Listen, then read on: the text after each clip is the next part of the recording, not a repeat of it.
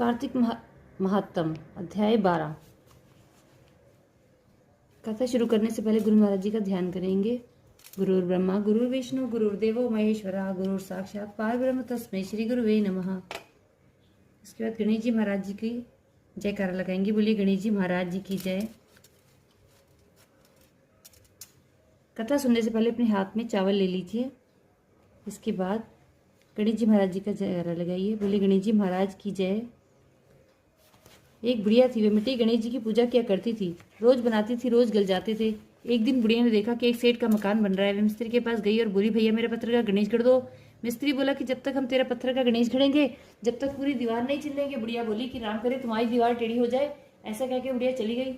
शाम को सेठ आया तो उसने पूछा कि आज कुछ भी काम नहीं किया। तो मिस्त्री बोला कि बुढ़िया आई थी, कह रही थी मेरा पत्थर का गणेश गढ़ दो। हमने नहीं गढ़ा तो कह गई तुम्हारी दीवार टेढ़ी हो जाए। तब से दीवार टेढ़ी हो जाती है, ढानी पड़ती है। सेठ ने बुढ़िया को बुलवाया, कहा कि हम तुम्हारे सोने के गणेश जी गढ़वा देंगे, तुम्हारी दीवार सीधी करा दो।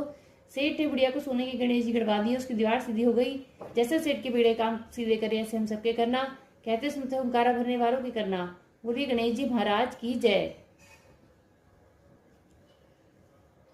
कार्तिक महात्म अध्याय 12। नारद जी बोले, जब जलंधर इंद्रादि सब देवताओं की खोज में सुमेरु पर्वत की गुफाओं की ओर आया तो उसे पुनः आता हुआ देखकर इंद्र सहित सभी देवता भय से कांपने लगे और भगवान विष्णु की स्तुति करने लगे। असुर संहारक भगवान विष्णु को जब देवताओं की स्थिति ज्ञात हुई तो उन्हें बहुत दुख हुआ और क्रोधित होकर गरुड़ पर चढ़ गए और लक्ष्मी से बोले कि तुम्हारे भाई जलंधर ने देवताओं को बहुत सताया है। उन देवताओं ने मुझे पुकारा है, इसलिए मैं शीघ्र ही युद्ध के लिए जाऊंगा। लक्ष्मी बोली कि हे प्राणनाथ, यदि मैं आपको प्रिय हूँ तो और सदा मैं आपसे प्रेम करती हूँ, तो आप मेरे भाई का वध करने के लिए क्यों उद्यत हैं? भगवान विष्णु ने कहा कि जलंधर भगवान रुद्र के अंश से जन्मा है और ब्रह्मा ने उसे वरदान दिया है कि उसे केवल भगवान रुद्र ही मार सकते हैं, और फिर वह तुम्हारा भाई है और तुम मुझसे प्रेम करती हो, अतः मैं जलंधर का वध नहीं कर सकता, लेकिन युद्ध में तो मैं जाऊंगा ही। ऐसा कहकर गरुड़ पर आरूढ़ भगवान विष्णु शंख चक्र गदा और खड्ग को धारण किए हुए वहां पहुंचे जहां देवता उनकी स्तुति कर रहे थे।